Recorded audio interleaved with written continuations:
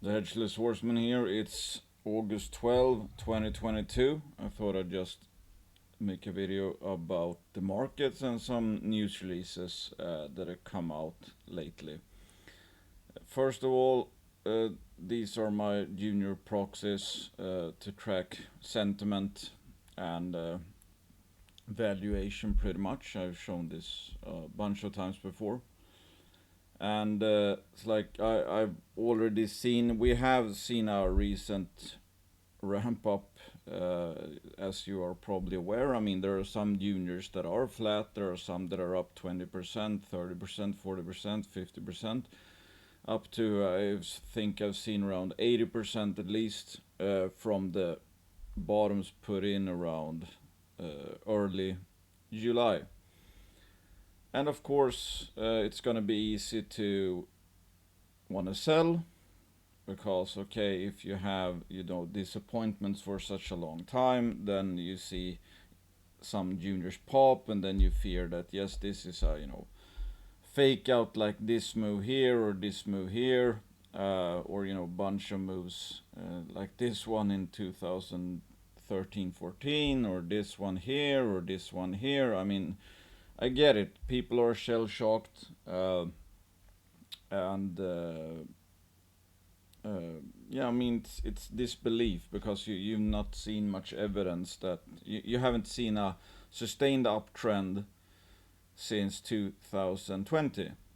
So it kind of makes sense from that perspective, because we use history as our guide, and typically, again, people complain about this sector because of this period here and this period here, not because of this period here or this period here.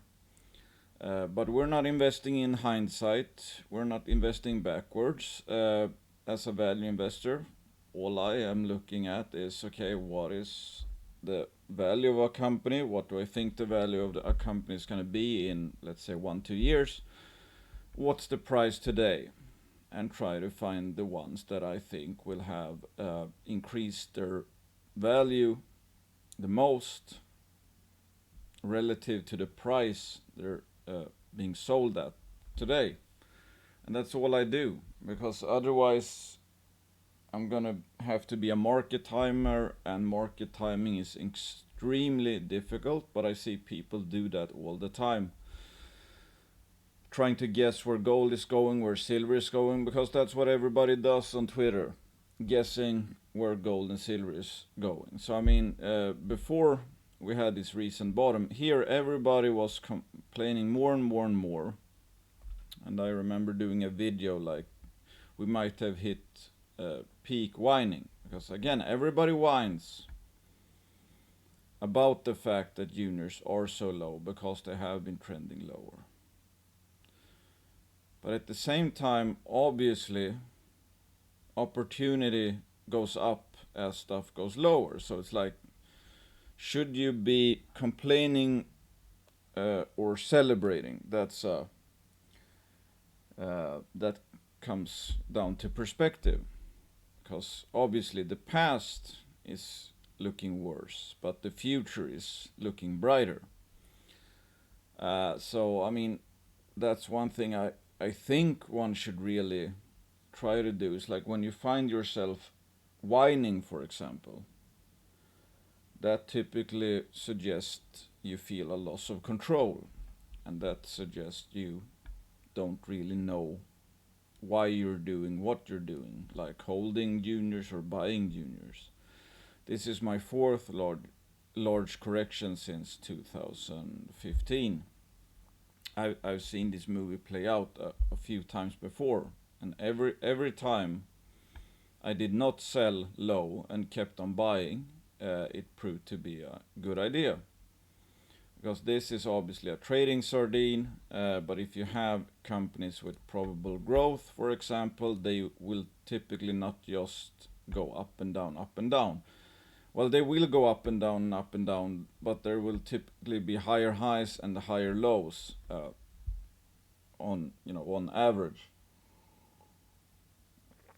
And I know, again, we should said before, the saying, the idea that, well, if you're down 50%, you need 100% to get back to even, etc. Yes, and that's completely true.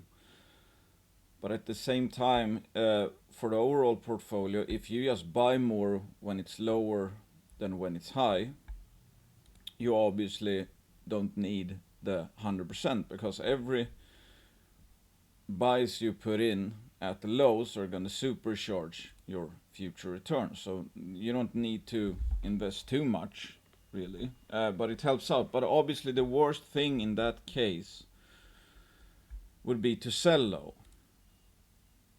Because, I mean, if you were invested up here and you sold here, how does selling here make the fact that you started buying the highs any better? No, you're just compounding your mistake, obviously. If you could call, buying high a mistake. I mean, if you bought a good company up there and they have kept on delivering, the case is playing out. I wouldn't really call that a mistake, but obviously it's gonna look like a mistake. So your confidence is gonna take a hit, etc. But in order for good long-term results, you obviously don't want to sell low. You want to be buying lows. So I mean, what the worst thing is obviously to sell low. Otherwise, okay, let's say you bought here, held down here, went up here. Yes, on this purchase here, you would have a neutral return up here, but any buy below that would be in green at that point in time. So if you just kept buying, and obviously you get more shares per dollar if you just buy monthly, for example, you get more shares per dollar down here. So I mean, these purchases down here might be incredibly profitable, like 400%. This might be, I don't know, 150%. This might be 50%, etc. Which, goes to show that selling low gets exponentially more costly. So mistakes around extremes get extremely costly. And I would say that we've been near an extreme now. And I wouldn't say, I mean, I'm not taking profits down here. There are a bunch of juniors there.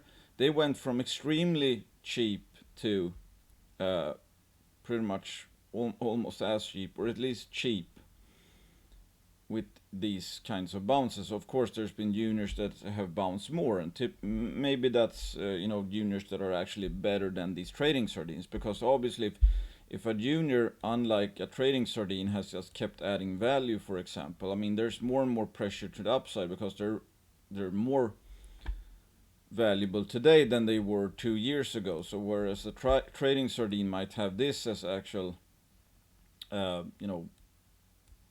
intrinsic value, which it oscillates around when you have a increasing intrinsic value in a growth junior, for example. I mean, this curve is up, so it should go something like this, for example. So I mean, there are not too many juniors that I own that I think are below the 2020 levels, for example. Why? Because they've kept increasing their value, so they have serious corrections, but at least the lows are higher. And I think in a lot of cases, the future, when we get up to this sentiment level, I think their highs will be higher than the 2020 highs, for example. So I'm not doing much of anything. I've been I'm enjoying summer. I mean, what is the work really? I mean, the work, as I see it, that's the due diligence. You might spend a week or two in a company or whatever, and it's like, yes, okay, this you come to the conclusion this is a obvious buy, for example. And you think they will grow for a year or two at least, so you put in a buy. Then all there is to do is really waiting to see the case play out, because I'm only focused on the companies. I'm bullish on the stocks I own, not on gold, not on silver, not what the rates are gonna do, not what Fed is gonna do, not what Fed is gonna say, not what plug in 100 different factors that everybody talks about on Twitter. I am strictly focused. I want to be excited about the company. If I'm excited about the future of a company, then I think I have a good case. If I need to be excited about the gold silver sector, and I'm not really that excited about the company's future prospects, then I don't think it's really a good case, because then you need timing, then you need gold and silver to perform, etc. With that said, right now, am I against some beta and optionality plays? No, not really. I mean, obviously you can see here that if there's a time one should sprinkle in some of that, that would be now, I guess. But at the same time, there are different kinds of beta and optionality plays. I mean, Equinox Gold, for example, or I-80 Gold. Equinox is run by, or is helmed pretty much by Ross Beatty. He's a serial value creator. That's still beta because they have, a big production profile, but they also have growth and they have Ross Beatty. So I would rather own that than GDXJ or GDX, for example. I mean, those companies can't really grow. They make a lot of stupid decisions because obviously, I mean, it's not really their money. They don't have too much skin in the game typically. But Equinox Gold, I think Ross Beatty is the largest shareholder. So there you have that going for you. Yes, you have the huge production profile, you have the high beta, but you also have alpha in the form of Ross Beatty, who also has a lot of skin in the game. So I mean, he's going to be thinking more about creating value for Equinox Gold than you spend time looking at the company, for example. So it's like, let the painter paint. He's a painter. So I own some Equinox Gold shares, and again, I'd rather own that than GDX. Just for the simple reason that you get alpha on top of beta, and when problems arises, obviously he's got more incentives than most to actually fix stuff because it affects his investment a lot. Whereas in a lot of large companies, perhaps maybe there's not much in terms of skin in the game, and all they want to do is like keep their jobs, etc. And I-80 is obviously growing a lot. They have like 4 projects. I think it's absolutely dirt cheap. The US as a jurisdiction isn't really trending upwards right now, but they're in Nevada, and I would say that Nevada is still a tier 1 jurisdiction. And of course, I mean, even if Nevada, for example, gets worse, I mean, there are a bunch of jurisdictions that are getting even worse than Nevada, for example. So I mean, we might be in for the time being in a time where jurisdictions overall are trending down because the ESG trend, the green trend, etc., etc. But at the same time, the world is kind of going to shit. I mean, if you look at Europe with the electricity prices, etc. I mean, some think that Germany might collapse, come October, September, whatever. I mean, the industries of Europe can't really sustain, rising electricity prices to the tune of 300-400%.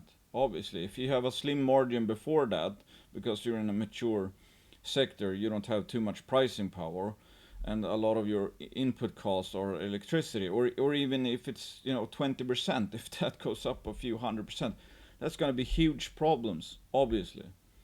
So it's like the world is turning to the worse. So at the same time, it's like when you think about it, it's like, what would you rather be invested in than, like, especially physical gold and silver, and again the risk on version of that is obviously the miners. So it's like, I don't see any better options anyway, and I don't like having all my money in the bank, for example, because I mean, the Swedish currency has gone down a lot versus the dollar and the Canadian dollar as well. And who knows, maybe inflation is gonna go even more, going up even higher, or whatever. I mean, if the housing bubble in Sweden, pops, and we have had a big correction. I think the recent correction housing prices in Sweden is in the order of 2008 already. I think it's down like 15-20%. It has bumped recently, but it's like, is the worst past us? I don't think so. So again, I don't think there's I think the case for gold and silver is just increasing. And sure, I mean, you don't really see that in the paper price of gold in US dollars or in the mining shares, etc. But at the same time, how many are actually awake to the fact that gold and silver is probably something you should own right now? I mean, there's been a bull market in equities for like 13 years. Everybody's forgotten about that. I mean, housing prices haven't gone down for like 13 years either. So the flood has not come in yet. I mean, the realization that you should own gold and silver is certainly not in the minds of the masses right now, many have not seen a bear market in bonds, equities really, or housing. So when that time comes, I mean, I can only imagine what might happen at that point in time. And furthermore, it's like, if you look at the juniors, for example, and that's why I'm still, still very bullish. I mean, we're not seeing a flood into juniors. I mean, I've seen companies that are up 80% from the bottom, and still it takes only. I know Cabral, for example. That's up a lot, or recently was up like 80%, and one of the recent rallies intraday, it was up like 11% on $11,000 invested. That's less than my position, and that had it up 11. I mean, imagine if gold breaks out or silver breaks out, whatever, and there's an actual flood into the juniors. The capital flows are gonna moonshot many of these juniors. So it's like we're not even close to some form of euphoria. It's just right now all I see is mostly a decrease in whining. But there's nobody celebrating. I mean, I still see people say, I've seen recent tweets by people who like, you can't make money in the juniors, even despite this nice pop recently. So like, not much has changed. There's nobody thinking that you can get rich in juniors right now. It's just a bit less whining, but anytime the gold and silver dips or whatever and juniors go down, then the whining starts again. Up here, I don't think, I mean, people weren't whining about the juniors up at these levels. Every additional or every correction, a day of correction up here, I mean, everybody still had this in mind and this trend in mind. So it was like, yeah, okay, it happens, but it's gonna go higher. Now it's still disbelief. But let's look at some. And again, it's like, to make it simple again, so I don't have to market time every zigzagging bottom, whatever. It's like this, I think, is a well good place to have some profit taking. And in the meantime, there will be zigzags and all over the place. But I want the big moves. I want to hold for like the hundreds of percent moves, because there's no way I'm gonna get every one of these right. And on the before that, there's gonna be a bunch of bull traps, for example. But one day they will actually bottom, and as this trend continues, or this downtrend, that gets us closer to the eventual bottom. So it's like, yes, okay, this was a false start, this was a false start, this was a false start, this was a false start, this was a false start, this was a false start. So everybody's gonna get less and less inclined to even buy or believe that a rally could happen. And then, of course, the longer the time passes, the closer we are to the actual real uptrend. So when nobody wants to buy down here, and I've seen some throw in the towel here on juniors, and I'm like, okay, why on earth would you do that? If you just saw this chart, for example, what other time would you rather be investing than here? That would be here, perhaps, especially in Bear Creek Mining. But it's just unreal. I mean, I think it's pretty obvious when one should be buying. But SK has put out a lot of news recently, through July and August, and uh, I mean, this this is one story that's very interesting, but also very complex because they have so many targets. Uh, Here's one news release, August 9. Eskay Mining discovers a new VMS center at Jeff North and intercepts polymetallic VMS mineralization in two areas along the TV Jeff corridor. And they're going to be drilling all of this.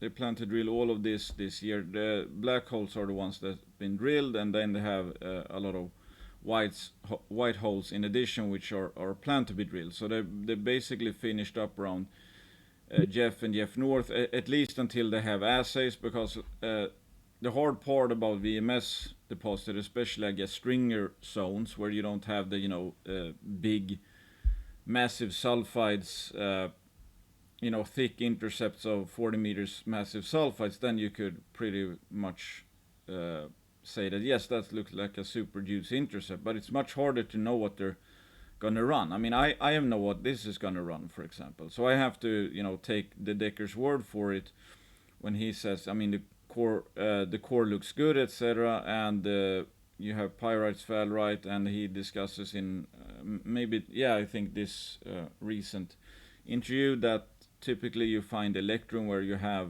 chalcopyrite and sphalerite, I think. So that's a good indication that there is indeed gold and silver mineralization as well. But otherwise, like, I have no idea how to evaluate this. And that's why I like SK, because you have a guy like John de Decker who's obviously like super smart. And what he says goes for me. That's all I can ask for. If we have a guy like that who, given the early success we had with SK, still the same guy, and he's figuring this stuff out.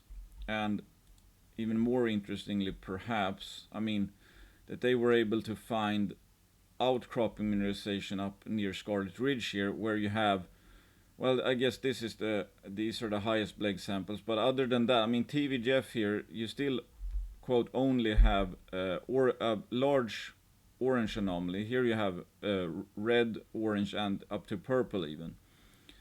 I mean, you have outcropping confirmed mineralization here. I mean, look at the scale here, 750 meters. This is what, 1 kilometer perhaps, and like from west to east, some 750 kilometers north to south. So I mean, this is obviously a pretty huge blob just here, and you have a bunch of other places where there's disseminated and replacement style mineralization.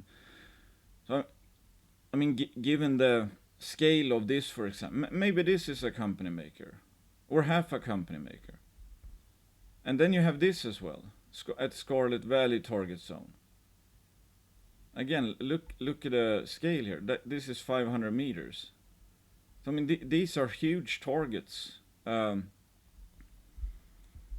there might be obviously more horizons than this. I mean, if this is, let's say, one feeder zone, and they're gonna be drilling, maybe this connects to this, and all of a sudden that's like 1 kilometer long here. Maybe it's I don't know 300 meters thick, whatever.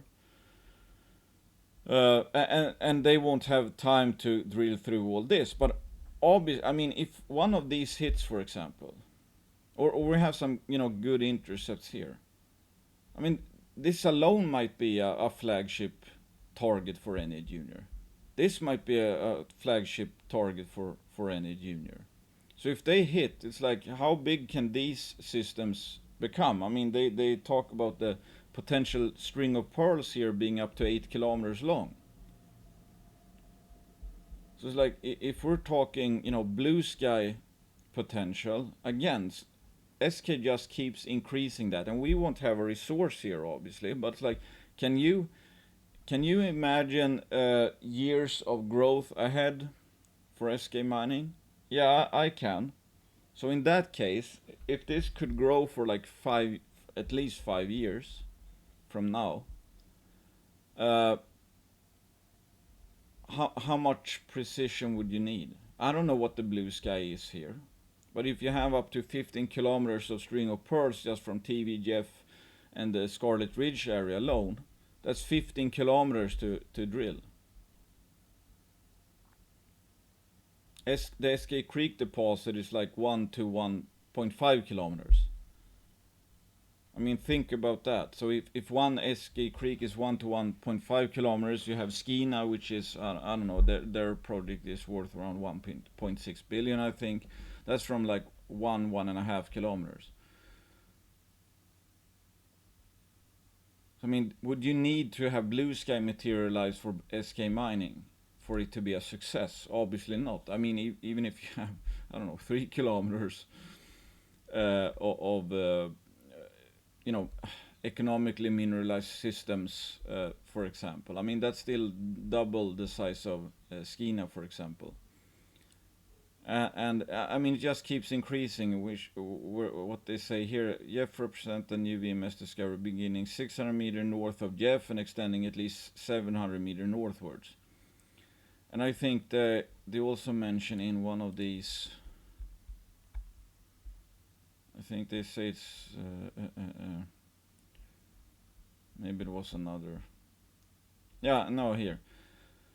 Okay, soil sample results from the 2022 program showing an extension of HE anomalies 2 kilometers northwards of Jeff North. So Jeff North, they started drilling that 600 meters, or I think it was 600 meters north of the Jeff target. That's when they started on Jeff North. And they found anomalies 2 kilometers northwards of Jeff North. So again, they just keep increasing the strike potential of this string of pearls here. So I mean, this could go on for like 2 kilometers northwards here. And then we obviously have they don't have the slide where they have listed all the targets, but then you have the Excelsior targets, I think, to the southwest and to the west. And then you have the north, and you have the south.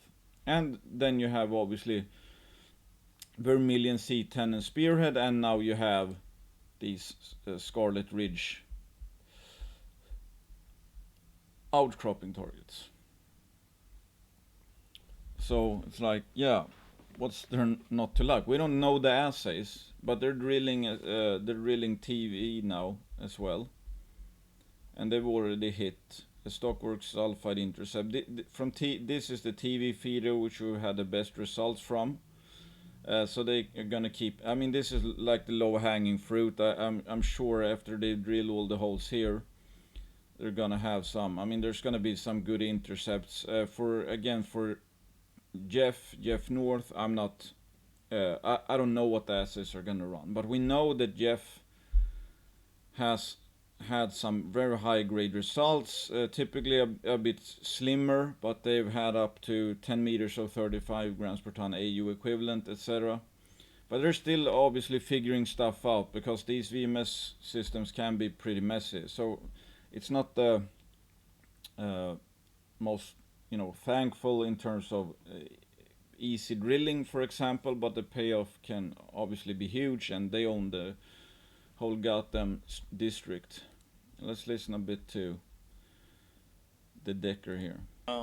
At Jeff North, we're talking about stuff that's 600 meters northwards of Jeff, and going 700 meters along strike. Further north than that is where our mineralized intercepts are coming from. And it's really critical that we're intercepting this polymetallic sulfide mineralization.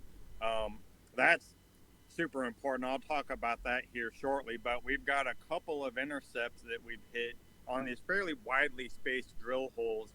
We've got a 12.7 meter intercept that's chalcopyrite and sphalerite rich, as well as a 9 meter intercept in this hole J22 122. This one's actually appears to be an extension of the lower zone that we drilled at Jeff last year. However, I'll state that the mineralization in hole 122 appears to be much better, more altered, more pervasive than it was, and a lot of the holes we drilled at Jeff over the past 2 years. And as I mentioned, we've got our polymetallic mineralization. I'll note in particular where we've got that sphalerite and chalcopyrite, we are seeing very strong values of silver, arsenic, antimony, of course, copper and zinc, and then lead as well. So we're starting to see the classic base metal suite that comes with a higher temperature VMS system, which we believe that's what we've come across is more of a high temperature feeder zone. Yeah. So okay. So that's very encouraging, what we're seeing. And as I had mentioned, our soil sampling program, which is ongoing, shown that we have silver and mercury anomalism extending 2 kilometers to this soil sampling program, Jeff North, which now we know are all mineralized. So, and I don't know that we're going to find something there, but the evidence is pointing in that direction that we probably will. So we do have. So it sounds like they're hitting something pretty interesting in at least these holes up at Jeff, and they might actually be better than what they've hit. I think especially this 122 hole here sounds better than what they hit before at Jeff, for example. So I do think there will be like always, there's going to be hits and misses because this is exploration drilling, and they don't have the assays or any assays from Jeff North yet. So it's like we don't have much to go by in terms of, you can look at a core and it looks good, etc., but you don't need the core, and obviously sometimes maybe core that doesn't look too interesting might have very high grades. I mean, we've seen that as well. So I have no idea what. I don't have any particular expectations from any one hole. I just think that there will be misses, there will be hits, and I think especially the TV drilling, for example, that's going to be a pretty high probability of getting some really nice assays, for example. And then again, if they hit if some of these big holes at Scarlet hits, for example, I mean those could be game changers, if you know what I mean. So it's like paint a scenario or different scenarios for the future. We know that there's mineralization at TV and Jeff. We know that TV delivers good mineralization in the feeder zones, and we know they haven't really started getting into a lot of the VMS, the typical VMS zones, for example. And these are stacked VMS systems. So you have lower feeder zone, which should have a lower VMS mound, and they have the upper feeder zone, and I think they're up to, I don't know if there's, I think they've hit 3 feeder zones, for example. So there's still a lot of stuff left up and down strata for both systems. But let's just say, okay, they have some, some hits, but some good some misses, but some good hits at Jeff North, for example. Okay, so now we might know, okay, that's live, that's a real target. They pump out some more good results from TV and actually grows that, where we've again had the headline numbers before. And let's say they hit that Scarlet Ridge, the Scarlet Ridge target zone here. Maybe, I mean, these will be very long holes, I think up to 800 meters. So I mean, imagine if they hit something good along 800 meters. I'm not saying they will. I'm saying we're not paying for it.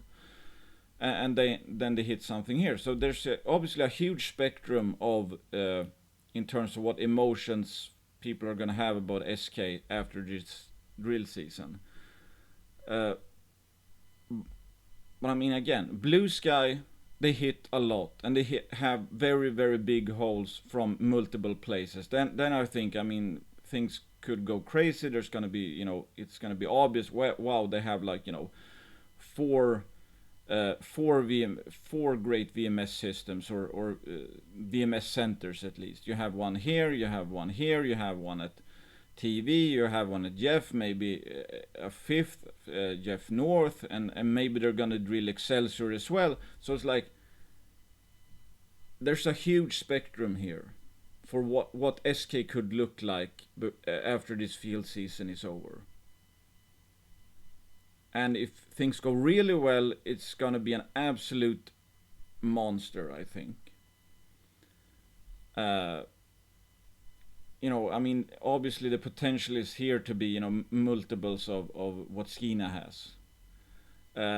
If things go wrong, I mean, if everything misses, for example, yeah, that would suck. But I don't see that as likely. I don't see it as likely as well that everything is gonna be just hit, not on the first holes or first tries or whatever. But we have no idea, so that's what also makes SK interesting.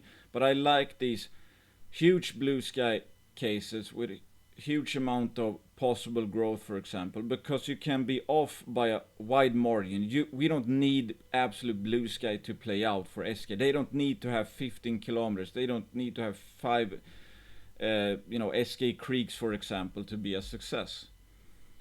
Then we have Mantaro Precious Metals. They put out news. Mantaro Precious Metals completes initial diamond drilling program at Golden Hill property. 21 diamond drill holes of 3,000 meters at La Escarcha gold deposit, as well as Gabby, Brownfield, and Westfield prospects.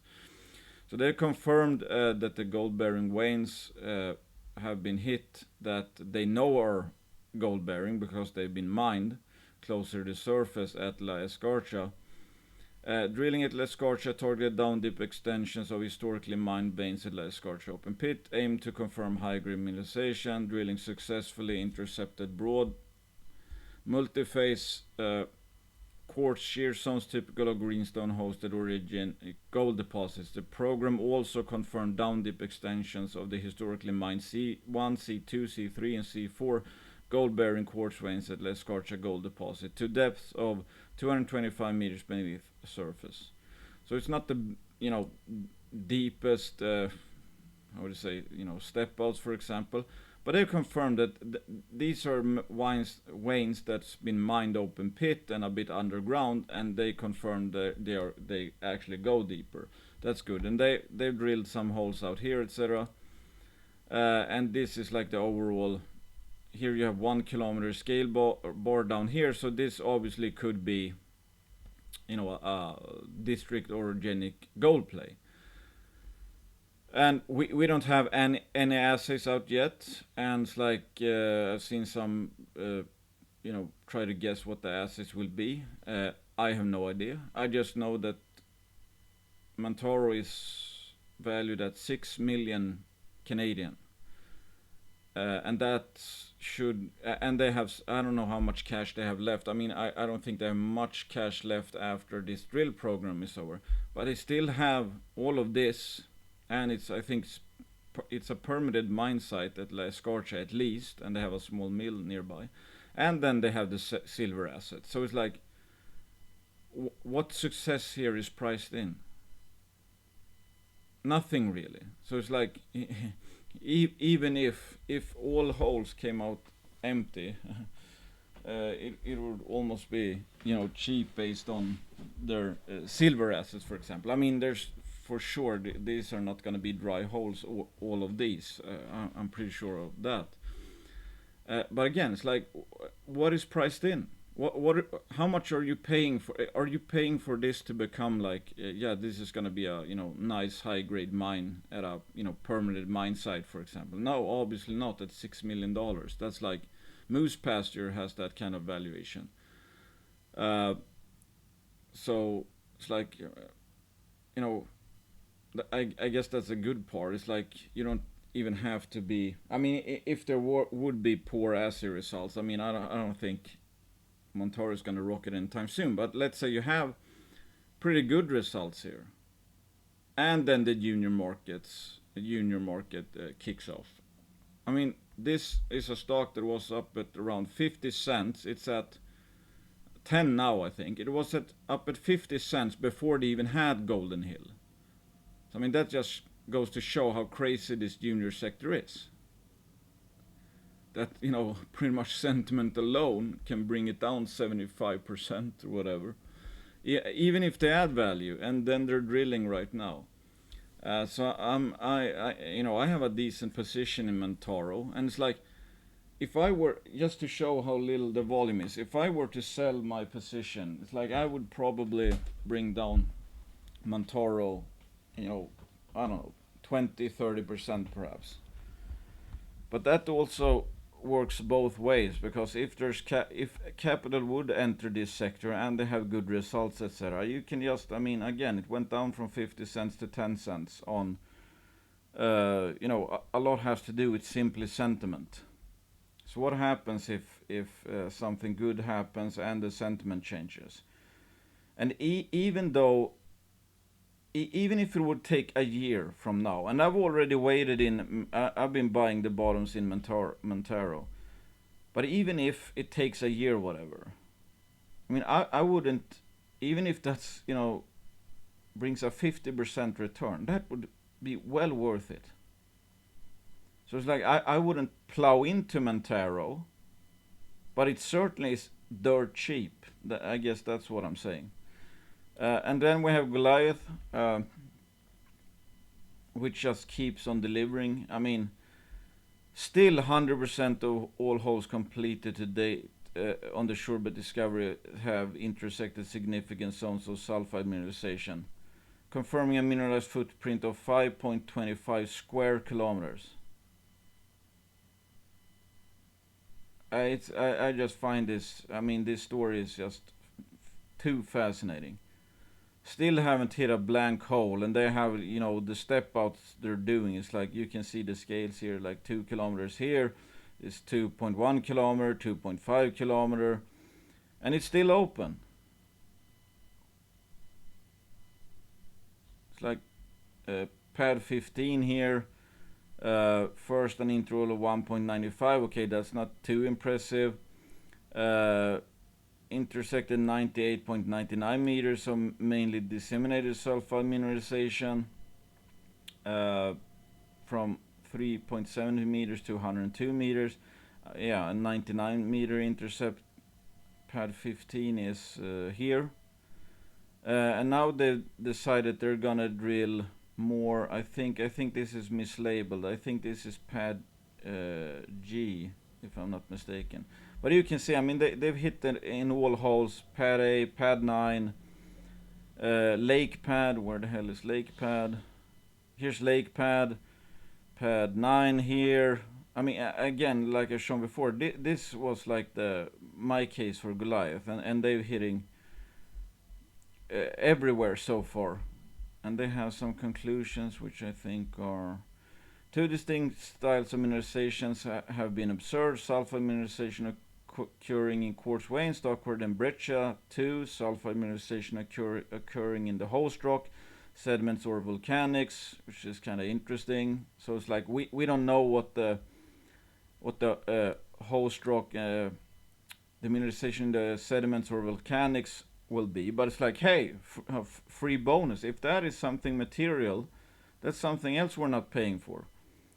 The drilling and data continue to demonstrate the presence of an extent. This could be huge, I think. So far, hits in every hole. We don't have the assays, but this could all be. Given the amount of drilling they're gonna do, the footprint here is obviously insane, and they're gonna do infill drilling here as well. So who knows? Maybe this will be, one could see, this is easily gonna be, 5 million ounces at least. But after this drill season, that would make it, one of the largest undeveloped high-grade underground systems in BC. So that would immediately, have it one of the, I think, most top-notch exploration projects in all of BC. And we know that right now, or recently, majors have been loving BC. Due to the extent of the mineralization intercepts observed at pad A and pad J, the technical team recommended to drill 3 additional holes from the newly added pad added pad G in the new extension zone. And I think I don't see a okay, here's pad G actually. So I don't think this isn't pad A because can't have really two pad A's. But they're gonna be confirming mineralization here if they continue to hit here, here, and here. So that's like what 2 kilometers northwest to southeast. And they've hit down here, etc. We know they hit bulk mineralization up here. We don't know the grades. It's just massive. It's just massive. I mean, you don't. Like I've said before, it's like in terms of probable growth, I don't think there's not many that are better bets on probable growth than Goliath, and they have five drill rigs up and running right now. So when they've drilled all their holes from every pad in this picture, we're gonna know the results of this in like, let's say 6 months. Maybe more actually if ASL labs are a bit slow. So obviously there could be a quantum leap, and I think the price of the company today is like 87 million. If things go well, fairly well,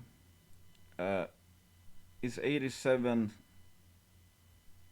million a lot? I mean, Great Bear was sold for 1.8 billion Canadian, I think, and they believe that had what 8 million ounces or something, and that's still open though. But that's 1.8 billion. This is like 87 million right now. Even half a Great Bear, and you could obviously see some potential for share appreciation. So I love Goliath. One of the most fascinating plays, I think. And again, it could be absolutely huge. We don't know for sure, but if everything and these are still open, like it says, remains open to the south, remains open to the west, remains open. North extension remains open to the north. East extension remains open to the east. East extension remains open to the east. So who knows how big this is going to be at the end of the day. And I mean, this was big already. Now we're up to this, and who knows how big it could get. But the main thing is like, what are we paying for here? If this is like 3 million ounces, this would be cheap, I think. And it could be way bigger than that, obviously. So like, we don't know, but this might turn into a true top tier discovery, and it's not pricing in anything close to that, I think. So I really like the risk reward here. And again, they're up to 5 drill rigs as well. So this is one that could do a real quantum leap in terms of value in the next 6 months. So in that case, which I've said before, is like, what's the most important thing if you own Goliath, or think about buying Goliath, or think about selling Goliath, or whatever? What is the most important? What's gonna dictate the value and price the most? What comes out of this drill campaign, or if gold is $50 higher or lower? The results, the implications of the results coming out from this field season's drill campaign is going to eclipse what the price of silver and gold is doing. Let's say silver is down $2. Let's say silver is down 10%. And they have a footprint that's like, this could be 5 to 10 million ounces. What's the most important thing to focus on? I don't think price of silver and gold is the most important thing to focus on in this case. That's what I mean by focus on the companies, because if you, let's say you get scared, I think paper gold is going to go down, and I think paper silver is going to go down. Let's say you're right. Gold and silver is going down 10%. And they hit it out of the park with this drill campaign. I don't think I don't think you're going to be happy with the result if you sold, for example. Just my biased 2 cents, but I think it makes sense. Consider me biased with all companies I mentioned. I think I own all companies I mentioned. Goliath is a sponsor. Mantaro is a sponsor. Eskay is a sponsor. Equinox is not a sponsor. I-80 is not a sponsor, but consider me biased. I own those shares as well. Do your own due diligence. Think about, you have to make up your own minds and have a strategy that makes sense to you, obviously. I don't share your profits or your losses. And there are absolutely no guarantees. There's only risk reward. Thanks for listening. Hit the thumbs up if you like this video. Bye.